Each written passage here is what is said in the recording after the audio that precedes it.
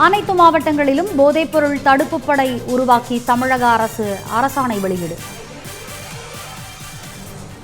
முக்கிய செய்தி: அனைத்து மாவட்டங்களிலும் போதைப்பொருள் தடுப்பு படை உருவாக்கி தமிழக அரசு அரசாணை ஒன்றை வெளியிட்டிருக்கிறது.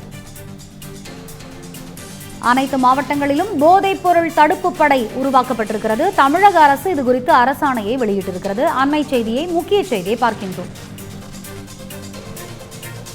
அனைத்து மாவட்டங்களிலும் போதைப்பொருள் தடுப்பு படை உருவாக்கம். தமிழக அரசு அரசாணை வெளியீடு.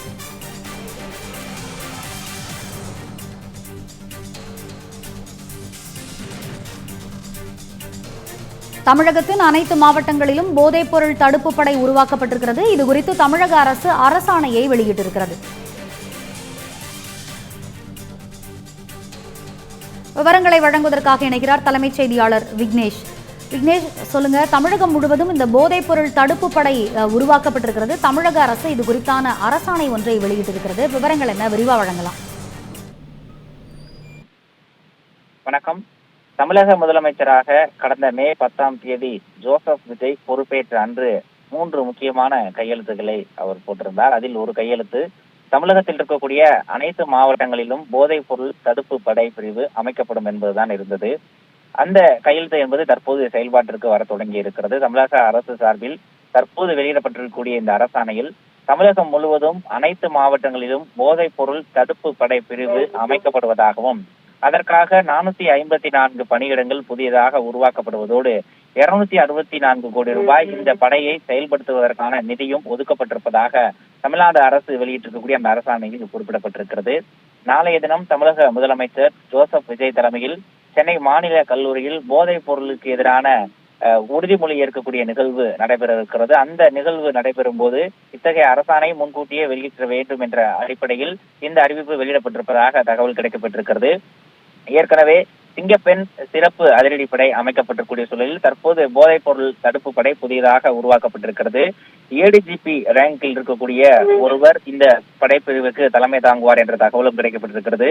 அதற்கு அடுத்த வழியாக 2 ஐஜிகள், 4 எஸ்பிக்கள், 30 துணை காவல் கண்காணிப்பாளர்கள், 28 காவல் துணை ஆய்வாளர்கள் உட்பட மொத்தமாக 454 பணியிடங்கள் இதற்காக உருவாக்கப்பட்டிருக்கின்றன. ஏற்கனவே இருக்கக்கூடிய படைகளில் இருந்து 62 பேர் போக மீதம் இருக்கக்கூடிய 392 பேர் விரைவில் அந்த பணியிடங்களுக்கு உருவாக்கப்படுவார்கள் என்ற ஒரு தகவலையும் தமிழக அரசு வெளியிட்டிருக்கிறது.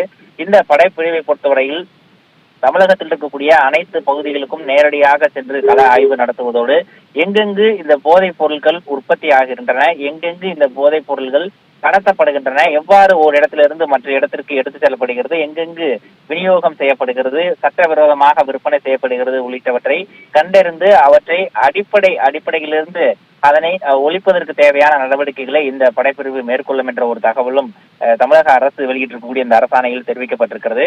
அது மட்டுமல்லாமல் இந்த படைப்பிரிவை பொறுத்தவரையில் 5 மண்டலங்களாக பிரிக்கப்பட்டிருக்கிறது.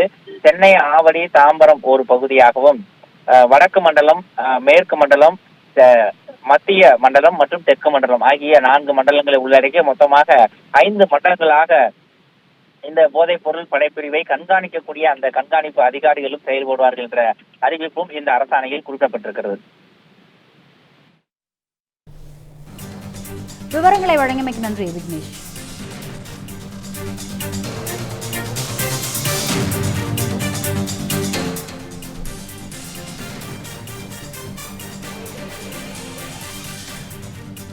தமிழ் ஜனம் சேனலை சப்ஸ்கிரைப் பண்ணாம பார்த்துட்டு இருந்தீங்கன்னா மறக்காம சப்ஸ்கிரைப் பண்ணிடுங்க.